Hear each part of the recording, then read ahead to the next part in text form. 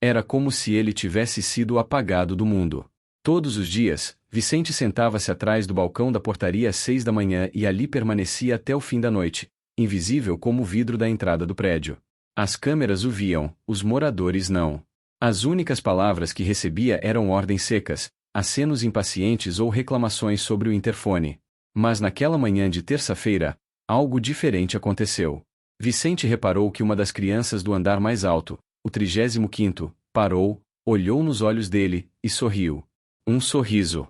Rápido, discreto, mas real. Aquilo o desarmou por dentro como se tivesse levado um soco no peito. Por que algumas pessoas se acham no direito de pisar nas outras, só porque estão num cargo maior ou nasceram com mais dinheiro? Será que a grandeza de alguém se mede pelo andar em que mora? A resposta veio nas mãos grossas de Vicente, mãos que nunca tremeram mesmo após 20 anos de desprezo calado. Não, não se mede. Mas naquele prédio, o que valia era o sobrenome na caixa de correspondência e o saldo bancário de quem entrava com o carro importado. Vicente sabia de segredos de todos ali, traições, golpes, até um apartamento que servia para encontros escusos de um político conhecido. Mas calava. Porque ser pobre era também ser cúmplice do silêncio. E ninguém quer ouvir verdades ditas por quem vive atrás de um balcão. Naquela manhã, um dos moradores mais arrogantes, o cardiologista Dr. Fábio, passou pela portaria e, sem olhar para ele, jogou uma embalagem de café vazia no chão, bem ao lado da lixeira. Vicente respirou fundo, pegou a embalagem, jogou no lixo e voltou à cadeira. Quando o Dr. Fábio entrou no elevador, comentou ao telefone: "Tem gente que nasceu para varrer chão mesmo." Aquilo queimou. Mas Vicente não reagiu. Não mais. Só quem já engoliu o orgulho 1000 vezes sabe o quanto é difícil não se afogar com ele. E naquele dia, era só o começo.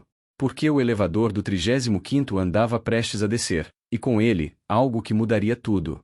A chuva começou por volta das 2 da madrugada, grossa e pesada, como se o céu tivesse raiva acumulada há meses.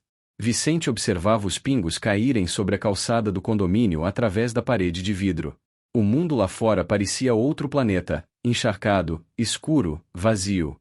A portaria estava em silêncio, como sempre. Ele já tinha conferido os registros da noite 3 vezes, checado se todas as câmeras estavam funcionando, feito sua ronda habitual. Tudo em ordem. Quase dormiu sentado, quando um som seco bateu no vidro. 3 toques rápidos, fracos, como se alguém pedisse licença para existir. Do lado de fora, um menino. Magro, encolhido dentro de uma camiseta ensopada, olhos assustados. Devia ter uns 10 anos, não mais que isso. Estava descalço. Vicente franziu a testa, olhou em volta pelas câmeras. Ninguém mais por perto. Levantou devagar, abriu a porta com cuidado e encarou o garoto por alguns segundos, que tremia tanto que os dentes batiam. "O que você quer aqui, moleque?" O menino demorou a responder. A voz saiu baixa, quase sussurrada. "Só um lugar para me esconder da chuva. Só um pouquinho." Vicente olhou para trás. Sabia que tinha câmeras. Sabia que aquilo ia dar problema. Mas alguma coisa naquele olhar o segurou. Não era só medo. Era solidão de verdade. E fome. Muita fome. "Vem." "Mas fica só um minuto." Ele tirou o próprio casaco e jogou por cima do garoto. Pegou uma toalha da gaveta de achados e perdidos e o sentou num canto da portaria, fora do alcance das câmeras. Foi até o armário e pegou metade de um pão francês que guardava para a madrugada. O menino comeu como se não visse comida há dias. Talvez fosse verdade. Vicente ficou observando. "Como você se chama?"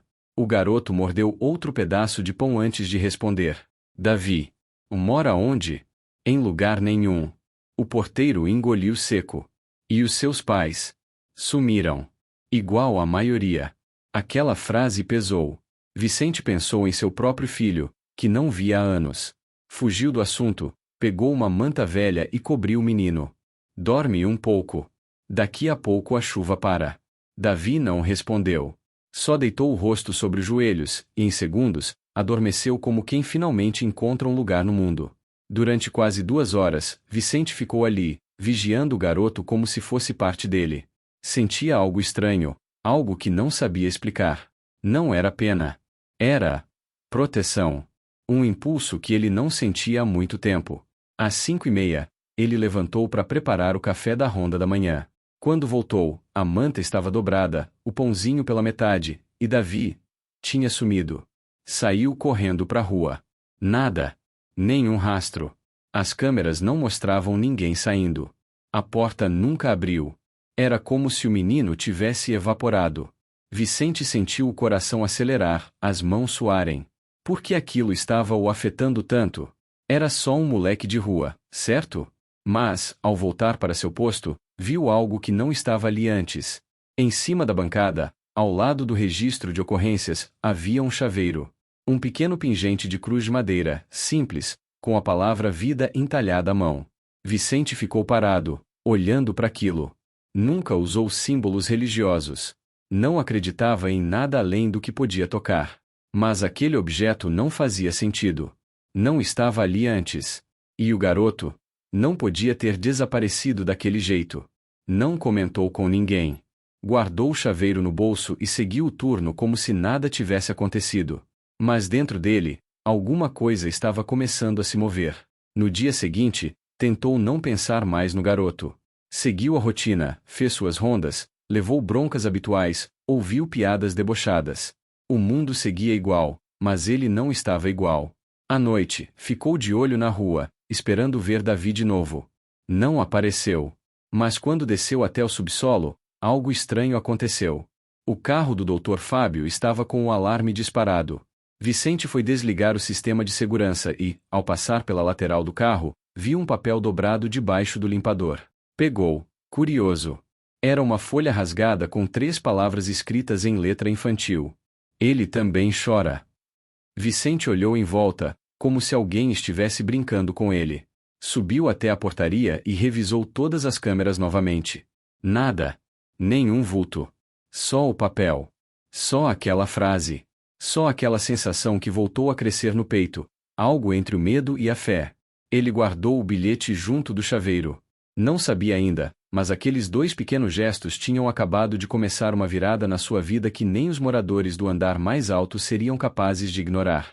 O calor apertava dentro da portaria naquela tarde, e Vicente estava suando mais pela pressão do que pela temperatura. Tinha dormido mal na noite anterior, sonhado com Davi de novo. O menino estava num corredor branco, com uma luz forte atrás dele, e dizia coisas que Vicente não conseguia escutar. Acordou antes de entender. Olhou para o chaveiro com a cruz e para o bilhete guardado no bolso da camisa como se fossem amuletos, mesmo que ainda recusasse chamar aquilo de fé. Dr. Fábio entrou no prédio logo depois das 3 da tarde. Terno impecável, celular na orelha, óculos escuros mesmo sem sol. Passou direto pela portaria, mas parou no último segundo. Voltou, bateu o dedo no vidro e mandou Vicente abrir a porta de serviço. Esqueceram de limpar o hall do 35º. Dá um jeito nisso. Tá parecendo que moro num motel barato. Nem esperou resposta. Entrou no elevador como um rei que dá ordens a um servo mudo. Vicente apertou os dentes e respirou fundo. Minutos depois, o zelador comunicou pelo rádio que o chefe da limpeza tinha faltado. Vicente subiu com o pano e o rodo. Ele não tinha obrigação de limpar, mas já sabia que, se não fosse, o síndico apareceria com alguma punição no contra-cheque. Ao chegar no andar mais alto, sentiu o impacto do silêncio. Era um andar exclusivo, com um único apartamento, o de Dr. Fábio. O corredor estava mesmo sujo. Ele começou a passar pano perto da porta, quando ouviu um barulho estranho. Um gemido abafado. Curioso, chegou mais perto. Algo dentro do apartamento estava errado. Alguém chorava. Não era grito, era lamento. Ele encostou a orelha na porta por instinto. Ouviu um copo se espatifando no chão. Deu um passo para trás. Ia descer e fingir que não viu, mas antes disso a porta se abriu, e ali estava Fábio, desfigurado, rosto vermelho, olhos baixos, os ombros caídos. Estava bêbado. Que foi? Nunca viu um homem ferrado? Vicente congelou. Dr. Fábio nunca o olhara daquele jeito. Sem arrogância. Sem máscara. Posso ajudar em alguma coisa, doutor? Fábio soltou uma risada seca. Agora quer bancar o bonzinho? Quer salvar minha vida com sua sabedoria de portaria? Vai rezar por mim com esse crucifixo aí no bolso? Vicente não respondeu. Apenas encarou o homem como quem já entendeu tudo, e ao mesmo tempo nada. Tem certeza de que tá tudo bem aí dentro? O médico hesitou por alguns segundos. Depois se encostou na parede do corredor e escorregou até sentar no chão, como se as pernas não aguentassem mais. Minha mulher me largou. Levou minha filha. Disse que eu sou podre por dentro. E sabe o que é pior? Ela tá certa. Vicente sentou no chão também, do outro lado do corredor. Ficaram os dois ali, calados. Um de terno. Outro de uniforme. Dois homens quebrados, cada um à sua maneira. Quando minha mulher morreu, eu falei para mim mesmo que Deus não existia, disse Vicente, sem pensar muito. Não podia existir um Deus que levasse alguém daquele jeito. Rápido. Cruel. Sem aviso. Fábio olhou, surpreso por aquele desabafo. Eu nunca acreditei, nem quando criança. Achava tudo bobagem. Mas ultimamente, sei lá, tem umas coisas acontecendo que não fazem sentido. Vicente tirou o bilhete do bolso. Entregou ao médico. Fábio leu. Ele também chora. Isso é para mim. Não fui eu quem escreveu. Apareceu no seu carro. Ninguém viu nada. Nem as câmeras. Fábio olhou para o bilhete por muito tempo. Depois, guardou no bolso interno do paletó, como quem aceita algo que não consegue explicar. Naquela noite, Vicente desceu de volta à portaria diferente. Mais leve. Pela primeira vez em anos, sentiu que não era invisível. Não por causa de uma promoção ou agradecimento, mas porque estava presente. Sentado naquele chão ao lado do homem que sempre o humilhou, sentiu que carregava um peso que o outro não sabia como suportar. No meio da madrugada, acordou com um mal-estar estranho. A visão escureceu, o chão tremeu, e, antes que conseguisse pedir ajuda no rádio, desmaiou atrás do balcão. Quando acordou, já estava no hospital. E o médico responsável por sua internação era o mesmo homem que o mandava varrer o chão do 35º. A luz do quarto era suave, azulada, quase fria. Vicente abriu os olhos devagar, ainda zonzo. O cheiro de álcool hospitalar se misturava ao gosto metálico na boca. Tentou se mexer, mas o corpo parecia pesado, como se estivesse preso por dentro. A porta do quarto estava entreaberta, e vozes abafadas vinham do corredor. Reconheceu uma delas, Dr. Fábio. Ele teve um AVC leve, estável agora. Teve sorte, dizia o médico, em tom mais humano do que qualquer outro dia. Vicente tentou chamar, mas só saiu um gemido fraco. Fechou os olhos outra vez.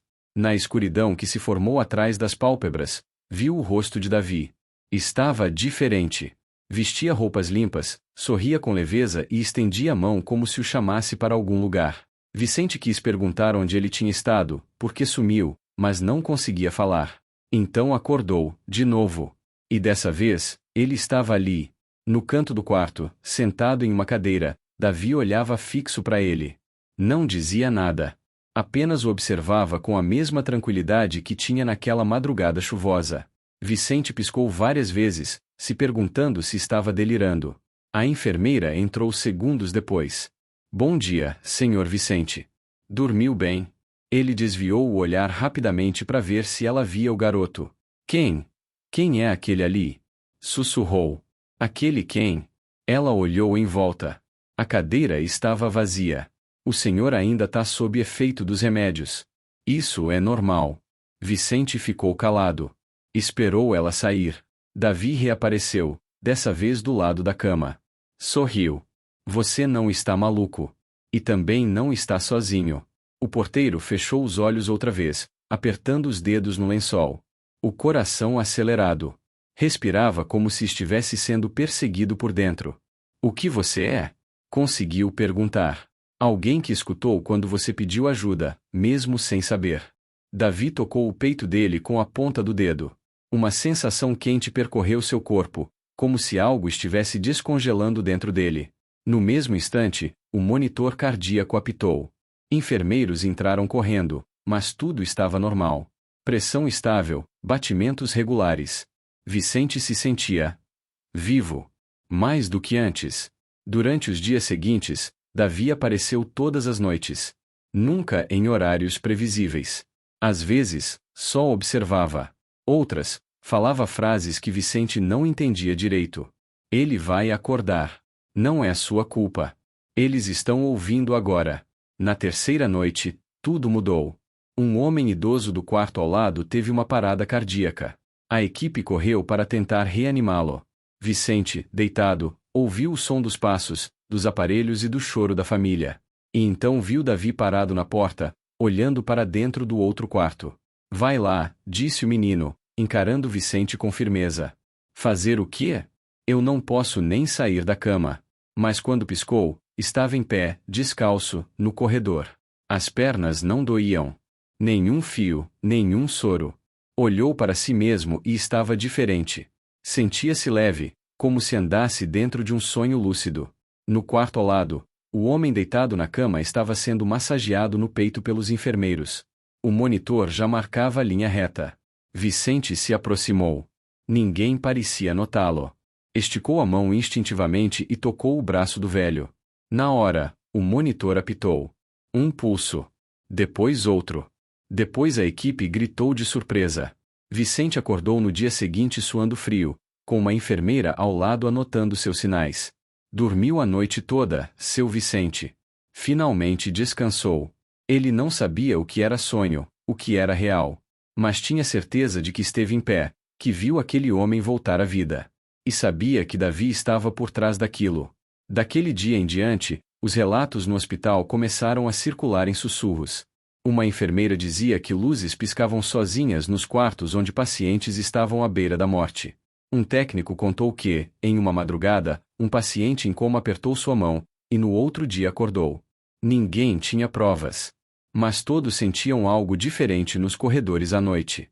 Vicente também estava mudando. Já não sentia ódio de Fábio. Já não se via como apenas um porteiro ou um homem abandonado. Havia algo maior acontecendo. E ele, por mais absurdo que parecesse, fazia parte disso. Ainda não entendia o porquê. Mas aceitava. Davi agora era mais do que um menino perdido na chuva. Era um sinal, talvez uma ponte. E ele começava a atravessar. Vicente sabia que estava diferente. Não apenas pelas noites estranhas no hospital ou pelas visitas de Davi. Algo dentro dele havia se rompido, ou se revelado. Era como se tudo que ele suportou em silêncio por tantos anos agora tivesse um propósito que ele ainda não entendia totalmente, mas não conseguia mais ignorar. Os médicos decidiram que ele poderia ter alta em 2 dias. Estava mais forte do que antes do AVC. Os exames mostravam sinais de regeneração incomum. O Dr. Fábio, que passou a visitá-lo todos os dias, ainda que de forma contida, agora evitava os velhos tons de superioridade. Um dia, parou ao pé da cama e disse: Não sei se acredito nessas coisas que andam dizendo. Mas, se você viu alguma coisa lá, naquela noite, talvez tenha visto por mim também. Vicente não respondeu. Apenas olhou pela janela do quarto, onde um céu cinzento começava a se abrir, deixando um filete de luz dourada atravessar o vidro. Naquela mesma madrugada, Davi voltou. Só que, dessa vez, estava sério. Os olhos pareciam mais antigos. Você já sabe o que tem que fazer, disse. Fazer o quê? Salvar ele. Quem? O homem que te fez sangrar por dentro todos esses anos. O homem que nunca te enxergou. Vicente engoliu seco. Fábio. O menino assentiu com a cabeça. Ele não tem muito tempo. E não acredita em nada. Mas você? Agora acredita. Não acredita? Vicente hesitou. Era uma pergunta que evitava responder até para si mesmo. Não porque duvidava. Mas porque, se dissesse em voz alta, teria que mudar completamente quem ele era. Na manhã seguinte, um alvoroço tomou o hospital. Um cirurgião conhecido havia sofrido um colapso durante um plantão. Infarto agudo. Estava em estado crítico. Vicente ouviu a notícia pelo rádio do corredor e soube antes mesmo que dissessem o nome, Dr. Fábio. Disseram que o coração dele estava fraco demais para resistir. Que a cirurgia seria de alto risco. Vicente pediu para vê-lo. A equipe negou. Mas naquela madrugada, quando tudo estava em silêncio, ele saiu do leito, vestiu a roupa do hospital e caminhou até a UTI. Chegando lá, encontrou o quarto cercado por aparelhos, monitores, tubos. E lá estava Fábio, inconsciente, pálido, irreconhecível.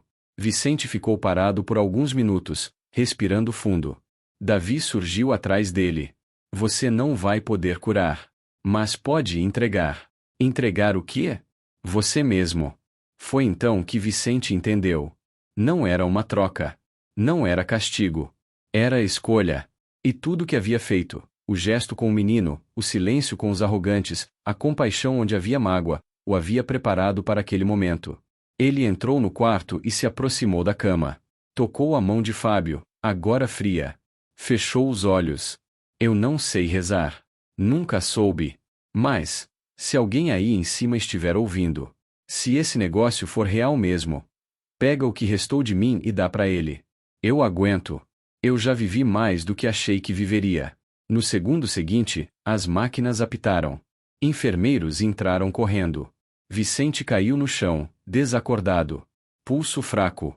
Respiração irregular. Foram horas tensas. Quando amanheceu, 2 relatos diferentes se espalharam pelo hospital. Um dizia que Vicente teve uma segunda parada cardíaca e ficou em coma. O outro, que Dr. Fábio acordou sem nenhuma sequela, mesmo os exames mostrando que ele tinha só 5% de chance de sobrevivência. Na manhã seguinte, Fábio visitou o quarto de Vicente. Olhou para o velho porteiro deitado, os olhos fechados, o rosto sereno. Segurou sua mão e murmurou: "Eu vi o garoto. Ele te chamou de pai." 2 semanas depois, Vicente acordou. Ninguém soube explicar. Estava fraco, mas consciente. Quando perguntaram o que lembrava, ele respondeu apenas: "Eu vi luz. E vi ela. E vi o menino sorrindo." Foi liberado dias depois. Voltou à portaria, por vontade própria. Mas agora algo era diferente nos olhos dos moradores. Cumprimentavam. Agradeciam. Até ouviam. Não sabiam porquê, mas sabiam que Vicente já não era o mesmo. Talvez nunca tivesse sido. E todas as noites, ao fechar a portaria, ele tirava o chaveiro com a cruz do bolso, colocava sobre a mesa, e olhava para a rua, esperando o impossível acontecer mais uma vez. Se você estivesse no lugar dele, teria feito a mesma escolha? Se essa história mexeu com você de algum jeito, deixa um like, se inscreve no canal e me conta nos comentários. Você acredita que certas pessoas aparecem na nossa vida por um motivo maior?